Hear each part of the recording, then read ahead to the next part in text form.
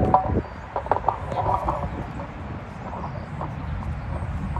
evening. Thanks to everyone for coming out. There's real reasons why it's important. The city pays attention to these annual events. They're kind of a gauge of interest and commitment on this issue. And our count is a little over 80 people turned out today. So give yourself a big hand, and this becomes a factor in the struggle. I'm Phil Relato with the Defenders, and I edit our newspaper, the Virginia Defender newspaper. So I wanted to first mention a couple of organizational things. We have the last 4 issues of our paper over here. It's free. We're in our 17th year of publication. It's all volunteer. We do it as a labor of love for the community, and we think it's a really good newspaper, a really good source of news. We hope you do too. So please, before you leave, take copies, and you see the stack on the right hand is kind of high. That's the current issue. Take as many of those as you want. Drop them in a laundromat, a beauty parlor, a barber shop, your place of worship, if you have one, your workplace, wherever you think people can congregate. Give it to the person in the toll booth and anyone you pass on the street. Leave them by the candy stack in the supermarket. We want to get this news out about all kinds of things that are happening, not just this one issue, but all issues that affect poor and working people. I just wanted to give a brief update on where things are at with this struggle to reclaim and properly memorialize Shockoe Bottom, which, as you know, for the 30 years before the Civil War, was the center, the epicenter of the U.S. domestic slave trade. It was the second largest slave market in the country after New Orleans. But its real significance was that it was the fountainhead of that trade. The transatlantic slave trade was banned in this country in 1807, with the ban taking place the following year. And at that point, it was illegal to import enslaved Africans. However, the reason for that ban taking place was not any enlightenment on the part of the government or the economic forces. It was because of the Haitian Revolution, which had just taken place and scared the hell out of President Jefferson and the rest of the ruling class. And they were afraid of more black people coming into the country and becoming so numerous and powerful that they could do a revolution here. So they banned the trade. But at the same time, Napoleon, who had owned Haiti and got his ass handed to him in the revolution, decided to cut his ties with North America, and he sold the Louisiana territory to the U.S. government. And at that time, Louisiana was as big as the 13 original colonies. It wasn't just the one state that we know today. And that was rich farmland. And so at the same time that the transatlantic slave trade was banned, there was this new need for enslaved labor to work the new plantations that were going to open up in the Deep South. And where did people go to get this enslaved labor? They came to Virginia and Maryland.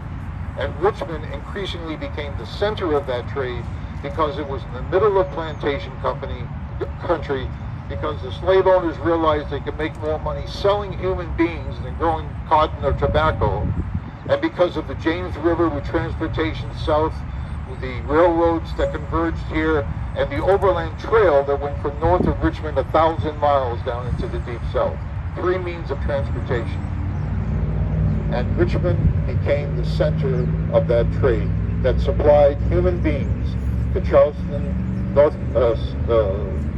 New Orleans, Vicksburg, Savannah, and so many other places. This is the significance of this site. And yet, if you had come here just 11 years ago, you could have parked your car where you're standing today. It was a parking lot owned by Virginia Commonwealth University. And it took a tremendous struggle. And Brother Christopher mentioned a number of the names of people who had been involved in that, who played leading roles like Stott Alameen and King Salem Kofani and Marty Jewell and many others. And finally educated the community to the importance of this property so that finally VCU had to give it up. But even now, you would think there would be more here. There would be something here to tell you the full story, when all there is a couple of plaques that the city put up. And then other people step forward, like the African Ancestral Chamber, and put up the Tikkun over here, and Untold RVA put up plaques over there. But those are volunteer efforts. And the defenders come here on the first Saturday of every month to pick up the trash here and across the street at the Devil's Half Acre, where the Duncan's jail was, because the city doesn't even put trash cans at this site. No trash cans by the Devil's Half Acre. As a matter of fact, they don't even call this the African burial ground. They don't call this the burial ground of enslaved Africans. If you look at the sign, there's one over on the other side of the tunnel as you come through. There's one over the back over there, you can see it. It's facing the highway, I guess, so cars can look over the fence and down at it as they're passing by at 40 miles an hour. The sign says historic burial ground. Historic burial ground. That's how much education the city is providing. It's unbelievable. One of the sites that's of most importance to black history in the entire country, and all they can come up with is, oh, and it gets better. The Slave Trail Commission, which is an official body of the Richmond City Council, which apparently dissolved without any public notice several years ago, has a brochure that describes this property as the final resting place of many of Richmond's earliest citizens. That's what the official city brochure says is the significance of this site, an historic burial ground of some of Richmond's earliest citizens. I wasn't aware that enslaved people had citizenship. That was the first stage of this struggle, to reclaim this sacred ground. The second stage was to stop Mayor Dwight Jones and Venture Richmond, the business organization, from putting a baseball stadium just on the other side of the railroad tracks, where there are other slave trails owned by Silas Omohundro and William Goodwin, and perhaps two more, and scores of slave trader offices that often had penned-in areas in the back that held people before and after sales. They were going to put a baseball stadium in there. That was a 2-year struggle, and the community was roused to action and put an end to that, and today there is no baseball stadium there. And after that second phase of the struggle was won, we decided that the only way we're going to, and that was the fourth attempt to put in a baseball stadium, which has nothing to do with baseball. But because this is a floodplain, the law says in case of a flood, emergency vehicles have to be going to an area where you can't build there. You can't have residences. You can't have little businesses. You have to be able to bring in ambulances and fire and so on. But a baseball stadium has a concourse around it, a road, elevated. And that would have qualified the developers to build the 500 high-rent apartments they wanted to put circling this baseball stadium. That was the impetus behind it. And it's always been the reason why it's been so hard to reclaim Shockoe Bottom, because this land is potentially extremely valuable. The developers want it, and the ruling class that runs this city, and if you want to know who they are, just look on the website of Venture Richmond, because the head of every major corporation, the universities, the media, and so on and so forth are listed there, and that will tell you who runs this city, with a smattering of politicians, and that's where they get together and make all the real decisions. It's not at city council, it's down at the Commonwealth Club or some other exclusive place where they meet, and they make their decisions about how our lives are going to be run. Well, that baseball stadium was stopped. So we decided that the best way to prevent another attempt at inappropriate development was to develop a memorial park. And we presented that to the community in 5 open community meetings. And the plan was unanimously adopted for 9 acres to include this burial ground, the Devil's Half Acre, and 2 blocks east of the railroad tracks, which would prevent any more attempts to put a baseball stadium there or other inappropriate development. That plan has finally won the support of the city. And Mayor LeVar Stoney started something called the Shockoe Alliance, which has come up with what they call a small area plan for this area. And it actually is larger than the 9 acres that we were proposing. It's 10 city blocks that will include all those sites that I just mentioned, plus some other areas. And it would be a stunning addition to the city that would help define Richmond to the world. People need to know who built that gleaming white replica-looking state capitol up there. It wasn't Thomas Jefferson. He didn't build anything.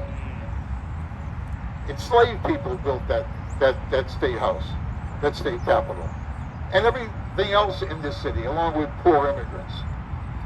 So this, what they're calling the Heritage Park, Heritage Campus, would be 10 blocks and would include all kinds of things of an educational nature and landscaping, and perhaps a recreated Shockoe Creek that runs here underground but used to be above ground, and a place that you could come and learn the history of what happened. And you could find out the struggle, hopefully, that finally reclaimed this property, this land, this sacred ground.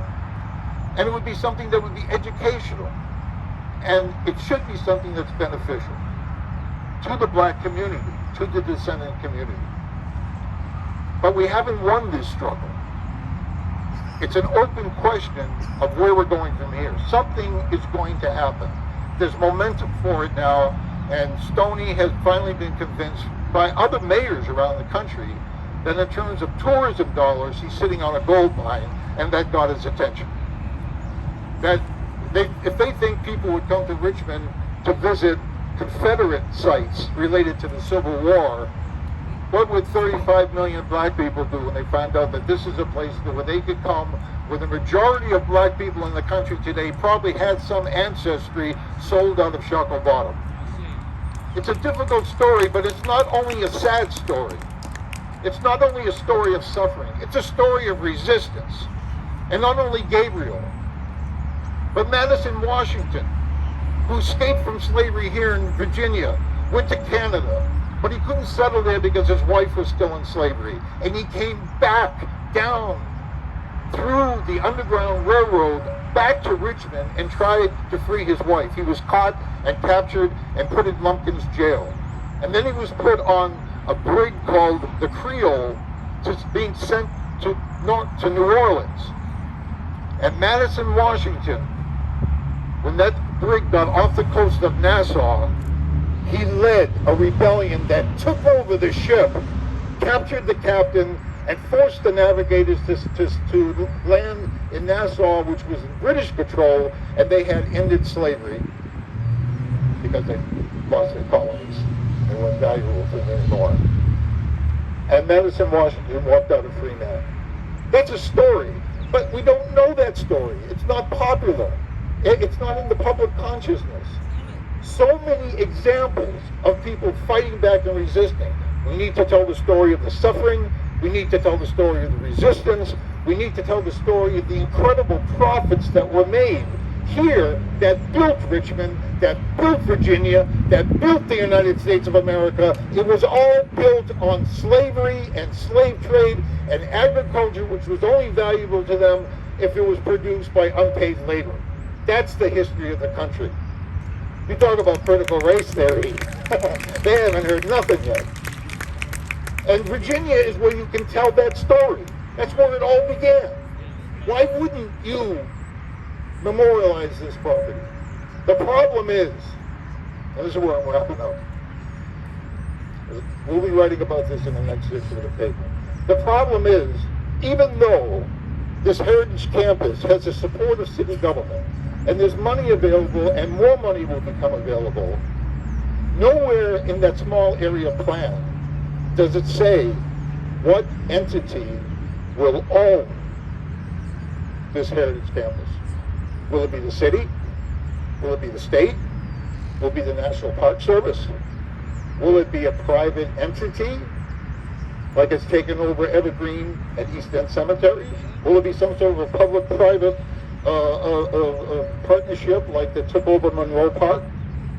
Nobody's saying. It's not in the plan. Who will administer this Heritage campus? Who will tell the story? The problem is that there are things happening behind the scenes that the public is not being told about. The plans to build a multi-million-dollar museum on the site of Lumpkin's Jail that was never a part of the community-generated plan for a 9-acre Shockoe Bottom Memorial Park. A museum would be nice, but a $100 million museum? It raises the question, where is the money going to come from? And will there be enough money for the landscaping? Will there be enough money for an interpretive center? Will there be enough money for job training? Will there be enough money to run the campus, the operating costs? And will it compete with the Black History Museum of History and Culture for funds and attention? And now we find out,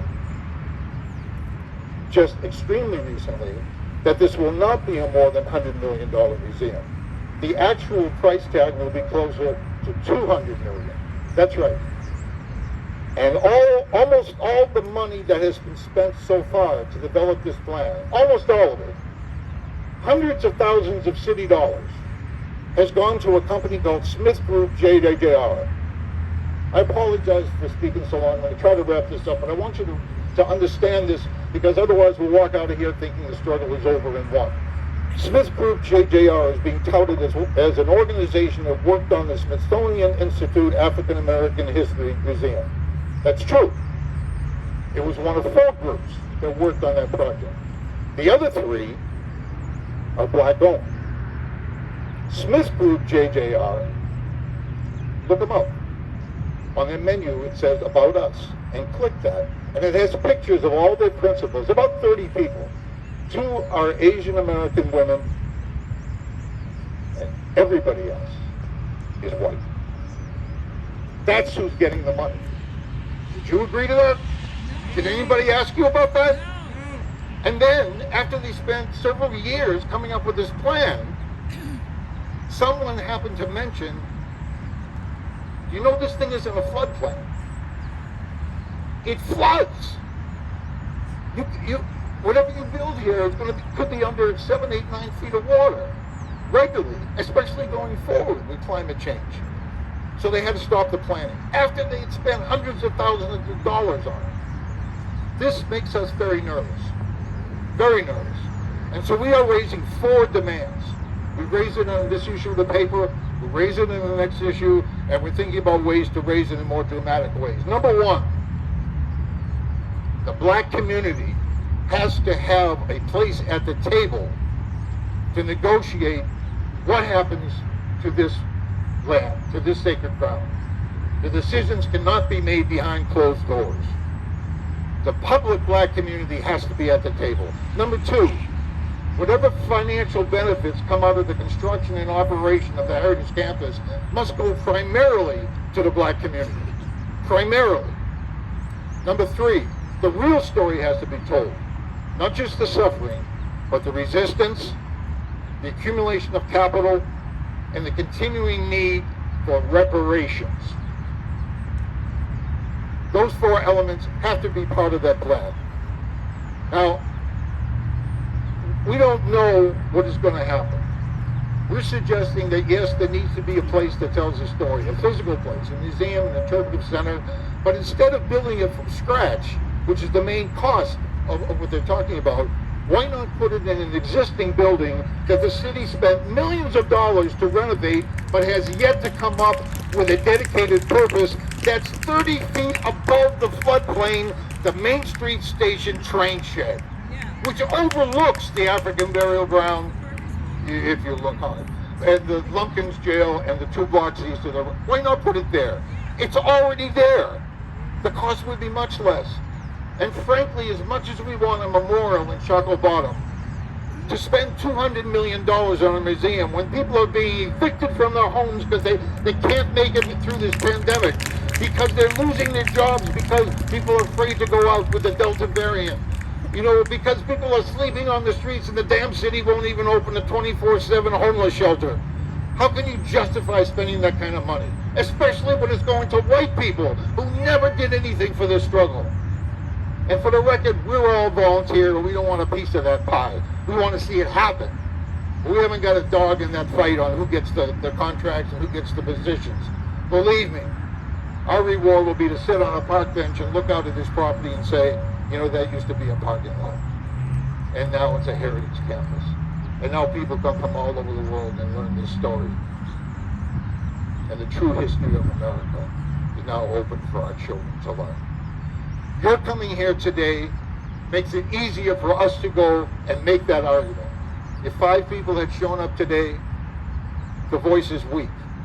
But 19 years of coming out every day on the day that Gabriel was executed and standing here and saying, Gabriel, we are with you. Today you are not alone. We are with you in your struggle, and we will make sure that this land is properly memorialized, and we won't give up until that is reality. Thank you.